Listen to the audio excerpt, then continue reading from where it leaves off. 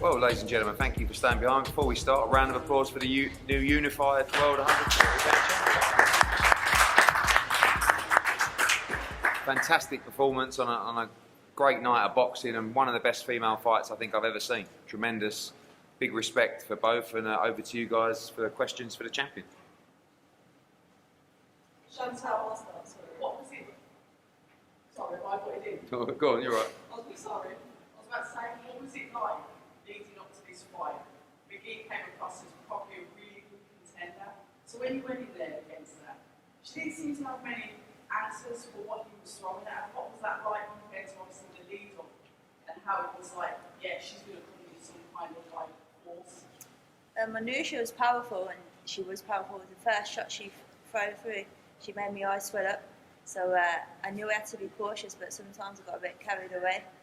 But yeah, I felt like if I did stick to what Jamie and Nige was saying a little bit more, just throwing 1-2s, boxing a bit more, I could have made it an easier night, but I had fun in there. So. Chantelle, firstly, congratulations. It's a really fantastic performance. It was quite engaging, the fight, and there was a lot of times where you guys caught up in the exchanges, and you seemed to be getting the better of those exchanges. What did you make of Mary McGee's power in there?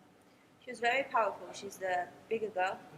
I knew she was going to be powerful, but I know how tough I am, so I was kind of I was excited for it. And also, obviously, there's a lot of belts on the line. It's the road to Undisputed. How did it make you feel coming out of it? Obviously, the victor of this fight, knowing that you're in the run-up to getting all those belts. It's not really set in yet that I've just won these 3 belts, so I think I'll wake up tomorrow and it'll hit me. But it's so exciting, and thanks to Eddie and putting this tournament on. It's great for women's boxing, and it's a dream come true to know that now I was 2 fights away from Undisputed, and now I'm just one fight away. It's amazing. Chantelle, I just wondered, congratulations first of all. I just wondered, because Mary talked about ahead of the fight that you were going to win. We know you like to keep it nice and long. And there were moments in the fight where you kept it toe to toe. Was Jamie giving you a bit of a bollocking in the corner to start keeping it long? Because when you went back to the long range boxing, it was absolutely beautiful. And yeah, so, I felt like Jamie and Nige going to have a heart attack at some point, so best listen to him. So yeah, it was fun. And was you very surprised that you weren't able to take her out?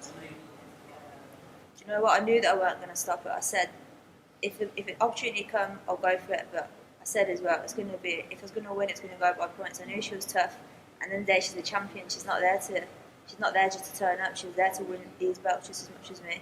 So it's a champion mindset. You can't be stopping champions if they're that hungry. Do you think she'll be able to take that slip for clean long? She's tough. I respect her so much. That's the toughest fight I've ever had, and I knew it was going to be, but I didn't realise she'd be that tough. About 6 or 7 seasons or what you that one really stopping it. Was it the 6 that the exchange in the room after that? It was like, resign yourself to the business. I've seen some opportunities. I thought about her here, but I wasn't going for the stoppage. It was a tough fight, and if the stoppage not there, it's not there. Got a couple.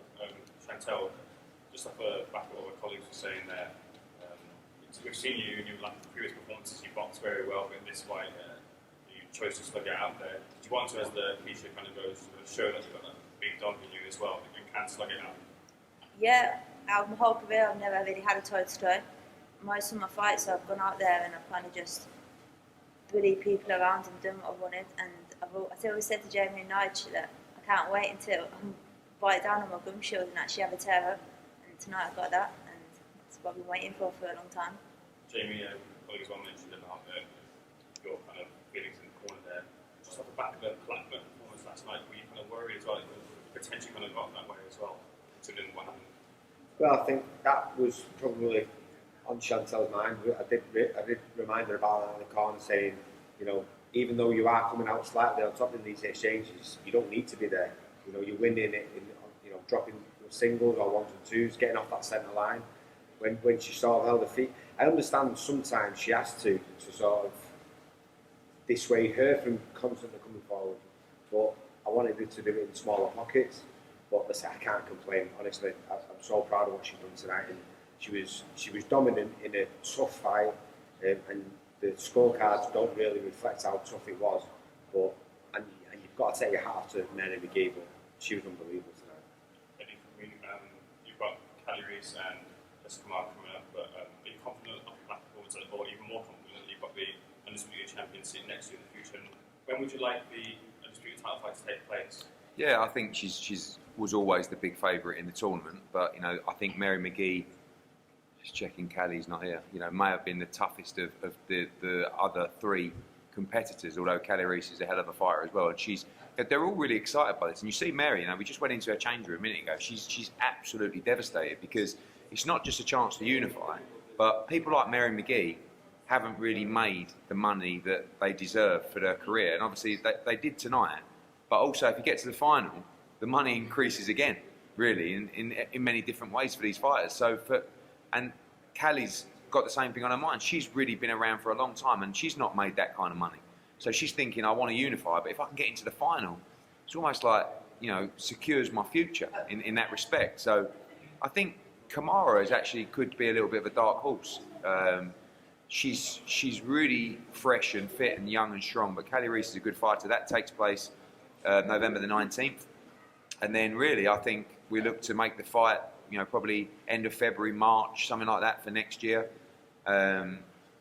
Tonight, keeping the show on tonight was for a number of reasons. Obviously, make sure that the fighters fought and got paid and advanced their careers and stuff like that. But also, when the opportunity came around for this fight to headline, I think that it was a great opportunity for the tournament, for women's boxing, for Chantelle. And now people have seen that fight, her fan base is going to grow considerably. And then when we do the final, we can stage it back in the UK. And, it can headline its own card.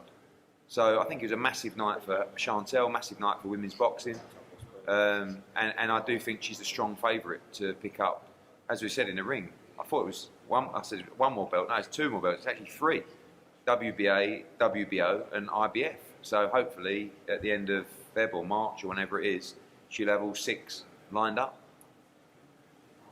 Chantelle, can you describe the emotions over the last week or so? So first, Dillian White's injured, he can't fight, you don't know if the show's going ahead. Then you find out it is, plus you're now the main event. How did your emotions change over that bit? It's been very up and down. I can remember Wednesday, we was in the gym having a media day, and I was halfway through an interview, and I got told about Dillian's injury. And I kind of was like, the show's going to be off, and I couldn't sleep that night. And literally I was thinking, the show's going to be off, they're not going to put anyone else on the headline. I didn't really feel like I was a big enough name to headline. And woke up to Jamie text me saying headline, and I was like, wow, Eddie's pulled that one out of the bag. You didn't even message me actually. I was waiting, while we were just sort of deciding what to do. I kept looking at my Instagram, and I was waiting for one from you, going, oh, come on, please don't let it down. But no, it all works out in the end. You've got other questions regarding the big game on fight, and then we just announced Kate Taylor fight on December 11th. How do you feel women's boxing progressing? Brilliant. I mean, look, we were the ones who started. It's been around for ages, but we were the ones that really aggressively pushed it on a commercial basis with a broadcaster, and now everyone's following suit, which is really encouraging. 2 weeks ago, was it Sky headlined with Savannah Marshall? We headlined tonight with Chantelle. Next week, we've got our fighter, Maiva Hamadouchi against Michaela Myatt. That's on ESPN, live headline. I mean, it's really, we're always playing catch-up, and even financially, we're not to the levels that we need to be. But I always say, when people talk about equality of pay, it doesn't mean if you become a world champion that you should make the same money as a male world champion if the commercial value of that fight is not the same. Equality is about if two things are exactly the same, then the purses should be exactly the same. Do you know what I mean? If someone's selling out arenas, if someone's driving subscriptions and so is the female.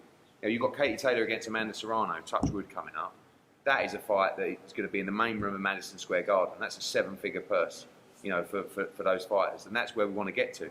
If Chantelle wins this and Katie comes through that is another mega fight to be made for this country. That can sell out an arena here as well. And, you know, I think that it's in a great position. I really do. I think that also you're getting some good domestic rivalries, and you're starting to get weight classes now that are really sort of coming together. Super bantamweight's great examples. Yeah, so I just think we just got to keep pushing it. But without the quality that you saw tonight, like tonight was not good enough, or it wasn't a good fight, or it just allows people to go, oh, it's women's boxing, I'm not interested in that. But even people who aren't fans can't not watch that and go, fair play, that was unbelievable. So, and the girls are performing every time. I've not put on a bad World Championship female fight, really. I can remember a bad fight. You know, you saw Eric Molina diving around, you know, against Babbage, and then you got Mary McGee just showing unbelievable heart, and Chantelle, and that's great for women's boxing. Chantelle, when we got with you in June, you sort of said about Kate Taylor's line, you've been chasing her, and that's in the Jessica McCaskill fight. Is that still on the card, I think, or would you then even make it with like the Kate Taylor fight? I need to win the final first, and then think about that next. I would love to make that. I think that could be a mega fight. And I've always said I think that's a really, really tough fight for both of them. But that they should get what they deserve for that fight. And when she wins the Undisputed, and you've got Katie Taylor Undisputed at 135, Chantelle Cameron Undisputed at 140, you can't not make that fight. Honestly, that's when it becomes a massive fight.